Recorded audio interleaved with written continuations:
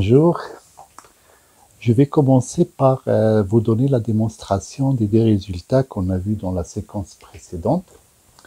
Donc j'ai A qui appartient à R+, et puis j'ai F,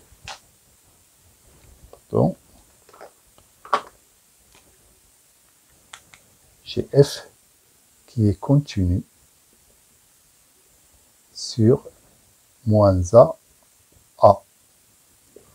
Et puis je suppose en plus que F est pair. Et donc il faut calculer l'intégrale de moins A à A de f de x dx et montrer que c'est deux fois l'intégrale de 0 à A de f de x dx. Donc ce que je fais, je décompose d'abord l'intégrale en utilisant la relation de Schall. Donc c'est l'intégrale de moins A à 0 de f de x dx plus l'intégrale de 0 à A de f de x dx. Alors je prends cette intégrale, l'intégrale de moins A à 0 de f de x de x. Maintenant j'utilise le fait que la fonction est paire. Et donc comme f est paire, ça veut dire que f de x est égal à f de moins x. Donc là je dis que c'est l'intégrale de moins A à 0 de f de moins x dx. Et là, je vois la composition de deux fonctions, la fonction f et la fonction opposée. Et donc, c'est l'occasion pour dire que je vais faire un changement de variable. Donc, je pose t est égal à moins x. Et je fais le petit tableau x, t. Donc, x va de moins a à 0. Et puis là, j'ai dit x. Et t est égal à moins x. Et donc, du coup, t va aller de a à 0, et ça sera dt est égal à moins 10x, ou bien dx est égal à moins dt. Et donc, cette intégrale va être égale à l'intégrale de a à 0 de f de t multiplié par moins dt. Donc, dx, c'est moins dt. Et du coup, je peux sortir le moins ici, et, enfin, je fais l'opération d'un seul coup, le moins, ça me permet de changer les bornes. Donc, ça fait l'intégrale de 0 à A de f de t dt. Et on avait dit que t, c'est une variable muette, c'est une variable d'intégration. Donc, je peux dire que ça, c'est la même chose que de 0 à A, que l'intégrale de 0 à A de f de x dx.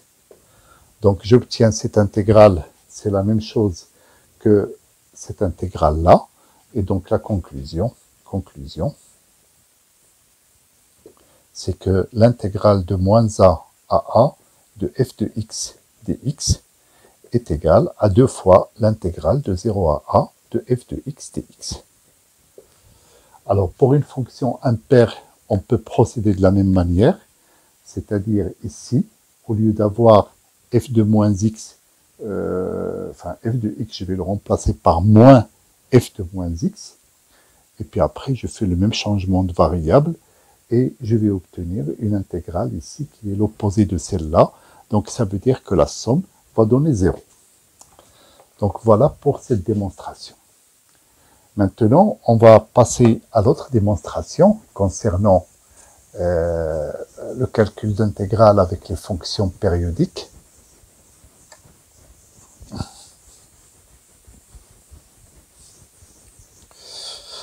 Donc là, ce qu'il fallait démontrer, c'est que, donc là, j'ai f continu sur R, et puis f t périodique sur R.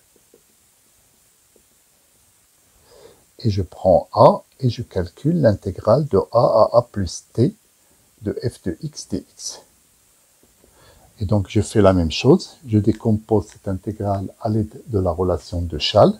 Donc, ça sera l'intégrale de a à 0 de f de x dx plus l'intégrale de 0 à t de f de x dx.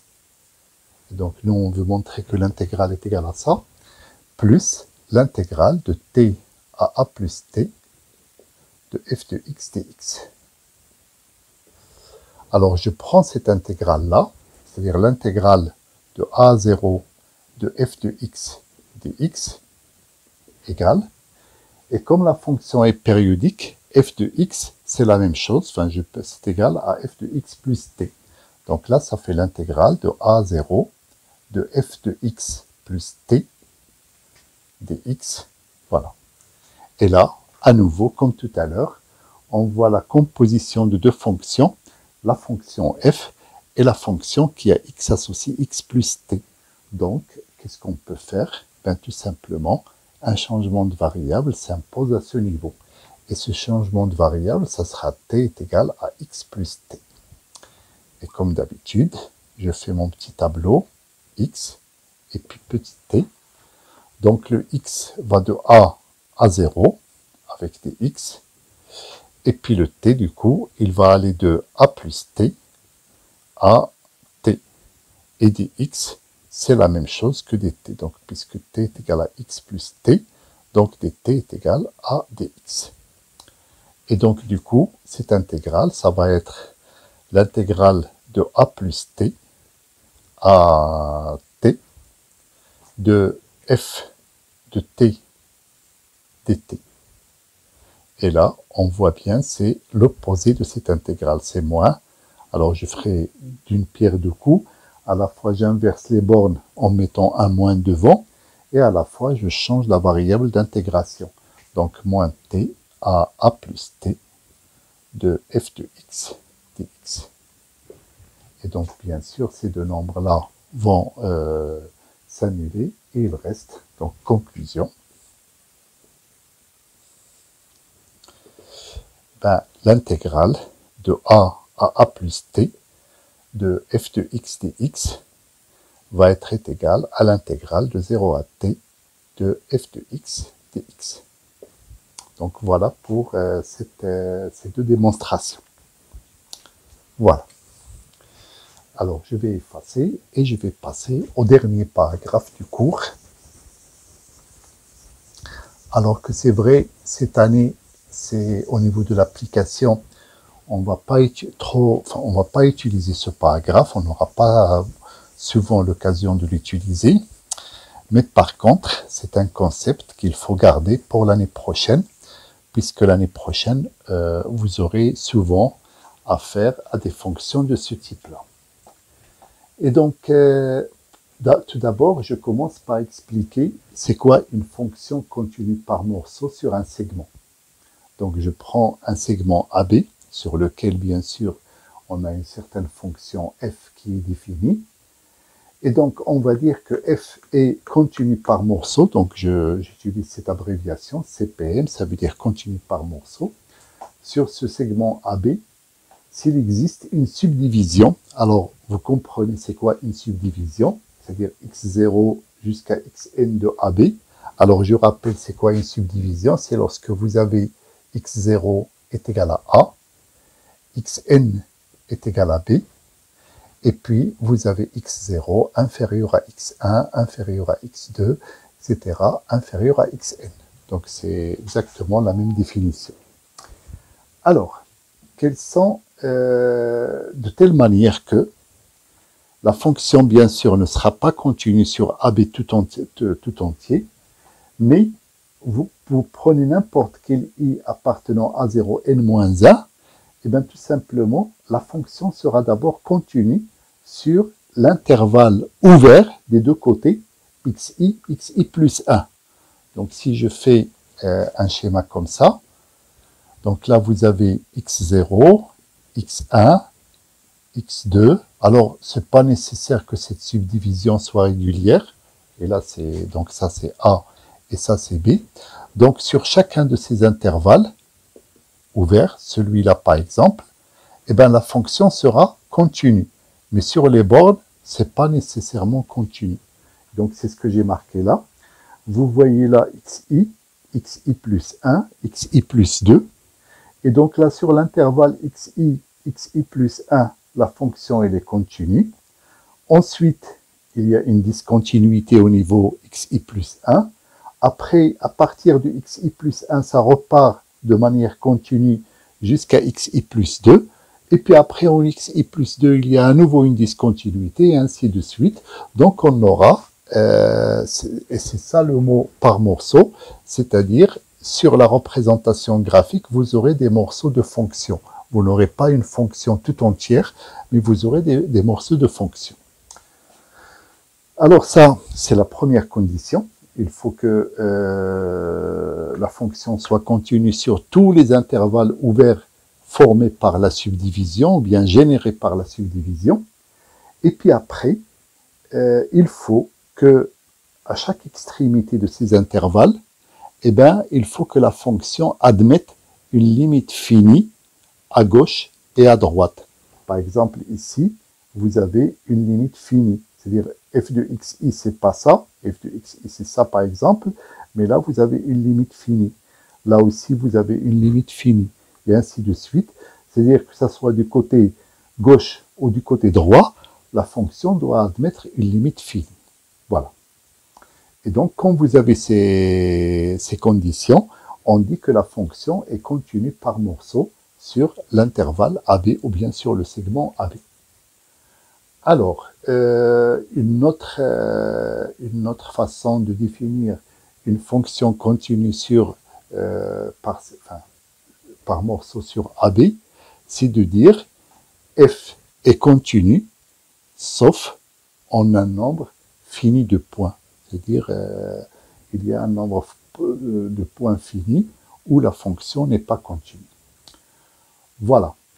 Alors, je donne comme exemple cette fonction-là, qui est définie sur le segment moins 1, 2, et puis de cette manière-là.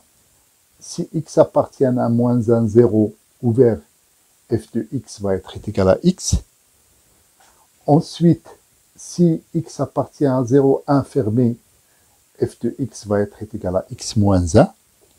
Et puis, si x appartient à 1, 2, avec 1 ouvert et 2 fermé, f de x égale 2x. Donc, bien évidemment, cette fonction, elle est continue sur l'intervalle moins 1, 0 ouvert. Celle-là, elle est continue sur 0, 1 ouvert. Et celle-là, elle est continue sur 1, 2 ouvert. Et puis, bien sûr, vous pouvez calculer la limite à gauche et à droite de 0. Vous trouverez que ça va être des nombres finis, des réels. À gauche et à droite de 1, là aussi vous verrez que c'est des réels, voilà, même si ce n'est pas les mêmes. Et puis là, à droite de 2, et là vous verrez aussi que c'est un nombre réel. Donc il n'y a aucun problème. Voilà. Donc ça, c'est... Alors je vous laisse le soin aussi de vérifier ces limites à gauche et à droite de ces extrémités. Et puis, je vous laisse le soin de tracer la courbe représentative de f. Et là, vous verrez ce que je viens de dire. Vous aurez 3 blocs, c'est-à-dire 3 courbes qui représentent des discontinuités. Mais le nombre de discontinuités, il est fini. Et il y a une discontinuité en 0 et une discontinuité en 1. Et puis la subdivision qu'on a ici, c'est x0 est égal à moins 1, x1 égale 0, x2 est égal à 1, et x3 est égal à 2. Donc, c'est cette subdivision. Donc, voilà pour ça. Alors, quand on a une fonction comme ça qui est continue par morceau sur un segment, la question qui se pose, c'est comment calculer son intégrale. Alors déjà, si je me mets ici, ça paraît intuitif que je vais pouvoir calculer cette aire-là.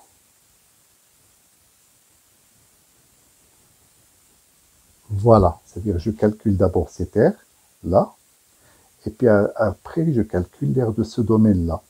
Et donc ça revient à décomposer l'intervalle AB en plusieurs blocs, suivant la subdivision.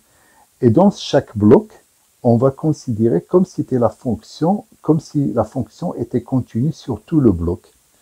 Et donc c'est pour ça qu'au niveau technique et au niveau mathématique, on va définir, c'est-à-dire on a toujours les mêmes conditions. On a la fonction qui est continue par morceau sur AB, et donc il y a une subdivision pour laquelle on a ces choses-là.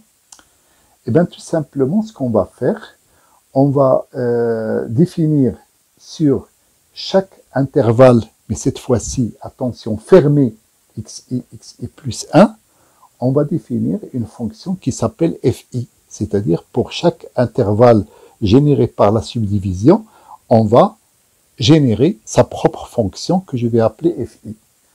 Alors, fi, comment il est défini? Donc, fi de x, eh ben, ça sera la même chose que f de x à l'intérieur de l'intervalle, c'est-à-dire si x est compris entre xi et xi plus 1. Donc, je représente ça ici. Je vais faire un schéma plus... Donc là, j'ai xi, j'ai xi plus 1. Là-dessus, hop, j'ai la fonction qui fait comme ça. Par exemple, elle est continue. Là, il y a une discontinuité. Là, il y a une discontinuité. Et là, j'ai la vraie valeur de xi. Et là, j'ai la vraie valeur de f de xi plus 1. Et ici, j'ai une limite à droite de xi et une limite finie à gauche de xi plus 1. Et bien, ça, c'est la fonction f. Maintenant, en rouge, je vais représenter la fonction fi. Donc, sur l'intervalle ouvert xi plus 1, eh bien, ça sera la même chose que la fonction f. Ça va suivre. Ça va suivre. Ça va suivre la courbe de la fonction f. Par contre, c'est quoi fi de xi? Eh bien, ça ne sera pas le f de xi qu'on a déjà au départ, mais ça sera cette limite-là. Donc, la petite boule, enfin, ce symbole qui signifie que c'est exclu, on va le remplacer par un point pour dire que fi de xi, donc là, je le mets ici, c'est ça, fi de xi. Alors qu'à ce niveau-là, ici, j'ai f de xi. Voilà.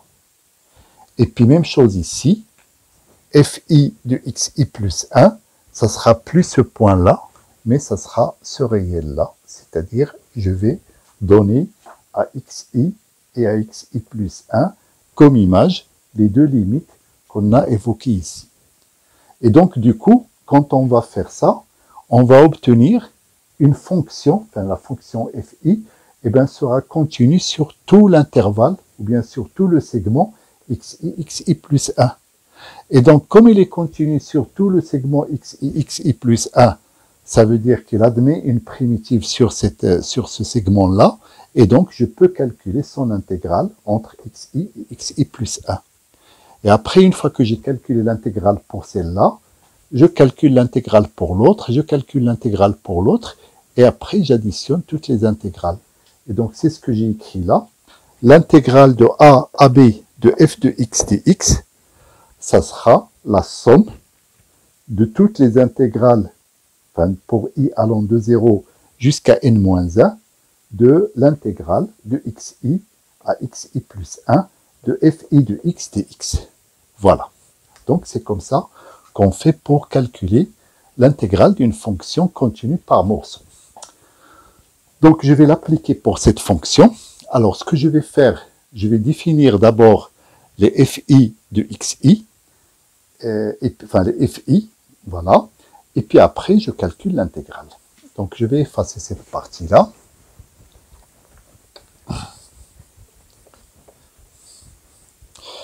Alors, je commence par définir f. Alors, f0 de x. Eh bien, j'ai dit que c'est f de x, donc ce qui est égal à x, si x est compris entre 0 et moins 1. Donc là, voilà, c'est bon. Après, j'ai dit c'est la limite lorsque x tend vers xi plus de f de x. Ça veut dire c'est la limite en moins 1 de la fonction f. Et donc la limite en moins 1 de la fonction f, c'est moins 1. Donc c'est moins 1 si x est égal à moins 1. Et puis après, en 0, c'est la limite à gauche. Donc la limite à gauche, c'est x qui est là, donc ça va donner 0. Donc 0 si x est égal à 0. Donc ça, c'est la fonction, c'est la première fonction f0 de x. Après, je vais définir f1 de x. Et puis après, bon, je ne vais pas définir l'autre. Enfin, je peux définir aussi l'autre, f2. Donc, ça sera x moins 1 si x est compris entre 0 et 1. Et puis, la limite à droite de 0, c'est quoi? C'est 0 moins 1, donc ça sera moins 1 si x est égal à 0. Et puis, la limite à gauche de 1, eh bien, ça sera 1 moins 1, ça sera 0 si x est égal à 1. Après, bon, allez, je vais faire f2 de x aussi. Donc, f2 de x, ça va être quoi? Ça va être 2x si x appartient à 1, 2. Et cette fois-ci, pour 1, vous voyez là, pour 1, j'ai donné comme image 0. Mais là, pour 1, ça va changer puisque je vais prendre la limite à droite. Et donc, ça va donner 2. Si x est égal à 1. Et puis, là, la limite à gauche de 2, ben, c'est 2 fois 2, ça va faire 4. Si x est égal à 2. Donc, voilà les fonctions. Mais vous verrez, bon, là, je l'ai fait pour le principe. Mais normalement, on n'a pas à le faire, on n'a pas à donner le détail de ces fonctions. On peut appliquer directement cette expression et vous verrez que j'ai même pas besoin de ça. Donc je vais dire, bon ben, je vais effacer tout ça.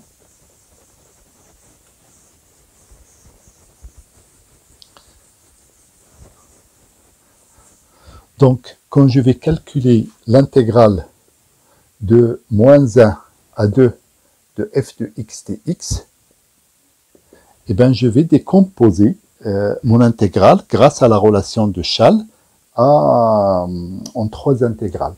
Donc, ça sera l'intégrale de moins 1 à 0 de f0 de x dx, puisque vous voyez à chaque fois, le i, je le remplace, plus l'intégrale de 0 à 1 de f1 de x dx, plus l'intégrale de 1 à 2 de f2 de x dx. Et donc, ça va donner, hop, l'intégrale de moins 1 à 0.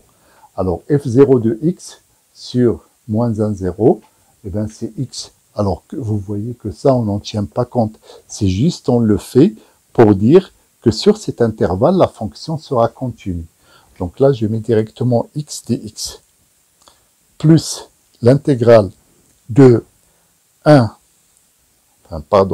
0 à 1 de f1 de x. f1 de x, cette fois-ci, c'est x moins 1. x moins 1 dx plus l'intégrale de 1 à 2. Et cette fois-ci, c'est 2x dx. Et donc après, il suffit de calculer les intégrales.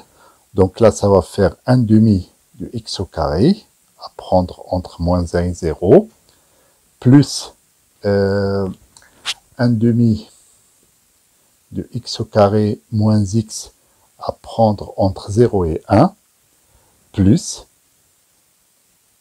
x au carré à prendre entre 1 et 2.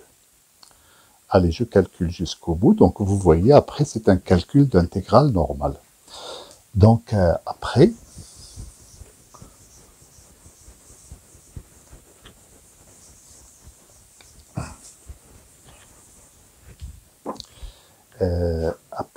eh bien, tout simplement, je calcule ça. Donc, ça va donner ici moins 1 demi, en 0, moins 1 demi. Ensuite, plus, donc, 1 demi moins 1. Et puis plus 4 moins 1. Donc, moins 1 demi plus 1 demi, soit l'intégrale de a à b de f de x dx est égale à 2. Voilà.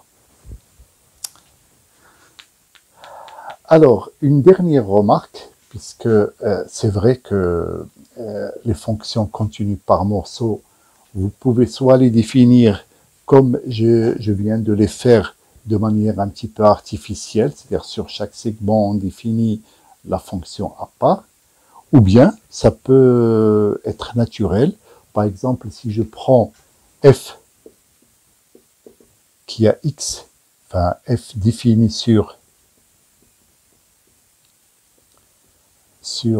par exemple 0,4 par f de x est égal à x moins partie entière de x, ben là je vous laisse vérifier que c'est une fonction continue par morceau, et du coup comme il est continu par morceau, vous pouvez par exemple calculer l'intégrale de 0 à 4 de cette fonction. Voilà, dx. Et là vous appliquez exactement la même méthode. Après, la deuxième chose, je voulais quand même vous donner un exemple d'une fonction qui n'est pas continue par morceau. Enfin, on a l'impression au départ qu'il l'est, mais il ne l'est pas parce qu'il manque une hypothèse. Donc là, tout simplement, si je prends comme intervalle moins 1, 1, et si je prends la fonction f qui a x associe 1 sur x, eh bien, je ne peux pas dire que cette fonction est continue par morceau sur cet intervalle, puisque c'est vrai qu'elle est continue, c'est-à-dire f est continue sur, sur même, allez, je vais dire, sur moins 1, 0, ouvert, pardon, et sur 0, 1, ouvert. Donc, on a la première condition. On a f qui admet, je vais effacer ça,